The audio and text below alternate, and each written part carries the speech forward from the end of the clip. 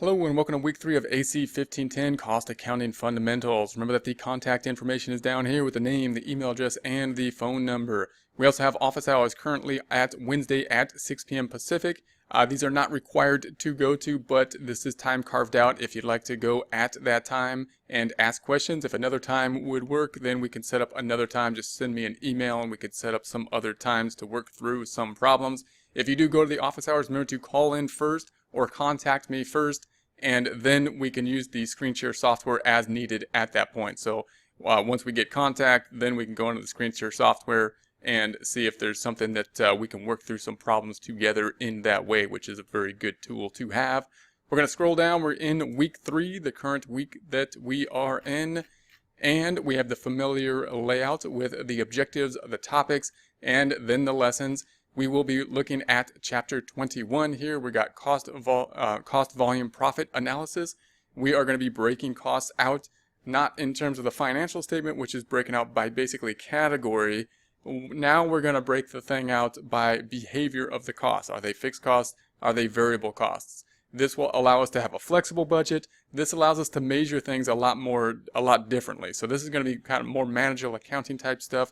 This is the internal stuff. We're going to look at the calculations, look at the same data, but we're going to put it and organize it in ways that are a bit different than what we have seen so far for financial accounting. Financial accounting generally being for external users, showing the big picture, how we're doing as a whole. The managerial accounting often drilling onto the smaller picture, looking at pieces, looking at planning, and therefore putting together the numbers in different ways, often being by behavior of cost, variable versus fixed, rather than by category of cost. So that's what we'll go into here. Remember that and of course you got your lectures here that you can take a look at. If you watch the lectures through here, this is actually a lecture series. So if you go through here and if you click on this icon, that will show you the series. If you click on it again, it'll take you to the YouTube page so that you can see and go through the series here and see everything related to these items here. So that's the way you can go through those items. Everything from the discussion forum on down is, of course, what we need to do by the end of the week, end of the week being Sunday. Most of the work will be in McGraw-Hill's Connect up here, but not all of it is. In particular, this one right here, this Moodle Rooms problem. Make sure to do that Moodle Rooms problem, because if you haven't done that in the past, in the prior weeks, if you missed it because it's not in Connect, then do it here. You got to click on this item and turn it in here. So we have one problem per week down here, or it's a homework, I guess, per week that needs to be turned in to Moodle Rooms and not done in Connect. So if we go through what we need to do, then we have first the discussion forum. Remember that the discussion forum is worth 21% of the grade. You want to make sure to pick up that 21%. I want 100% on the 21% of the grade because you have the most control over the discussion forums. In order to do so, we need a minimum of 4 posts by the end of the week. That would be 4 posts is the minimum in order to get full credit. So you could get full credit with 4 posts. I highly recommend getting the practice of having more than 4 posts so that we're more likely to get full credit because the discussion forums will accumulate upwards. So remember that every post can add to the point total. They can't really take away from the point total, although it is possible to have a post that doesn't contribute to the point total. In order to add value to the post, you want to add new content. If you copy and paste something from Google, make sure to reference it. You don't want to be plagiarizing on that. And in order to get full credit on that, I highly recommend paraphrasing it in your own words after the quote and or critiquing it, saying is it right or wrong. All right, and then we got the assignments down here and the homework and the quiz.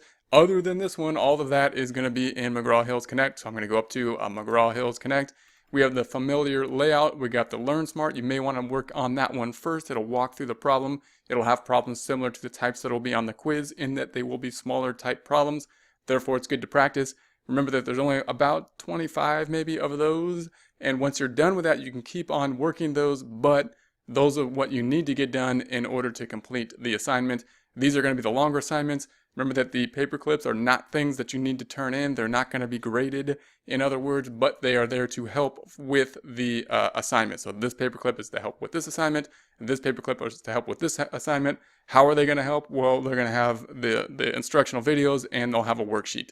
So if you open up the paperclip, you'll have these links to this video, which will go through this problem, and it'll have a worksheet. The numbers will change. The format will be much the same.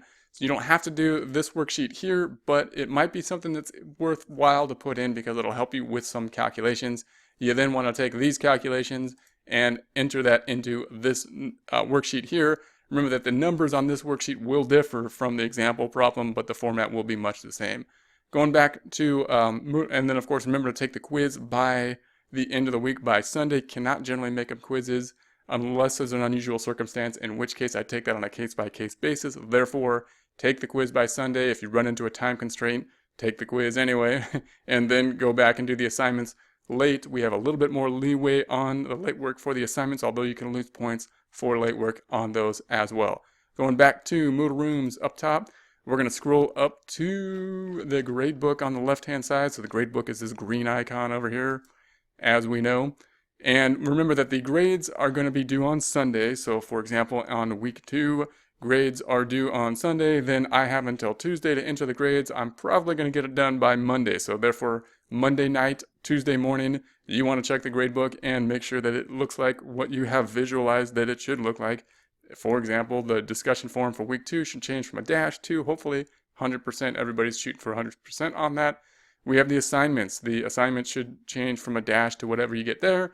Same with the quizzes, same with the homework, and so on.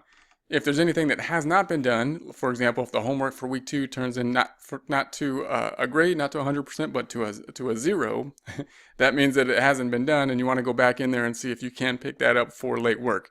Any late work, as well as any work that is done in week 3, will then be graded by the close of the week 3 on Sunday. I have until Tuesday to enter that grade. So in terms of week 3, you're going to enter all the data that's going to be due in week 3, as well as any late work, and then that's all going to be due by Sunday. And then again, I have until Tuesday to enter the grades. I'll probably get it in there by Monday. So that's the way the grading process will work. So that's going to be it for week 3. Have a great week 3.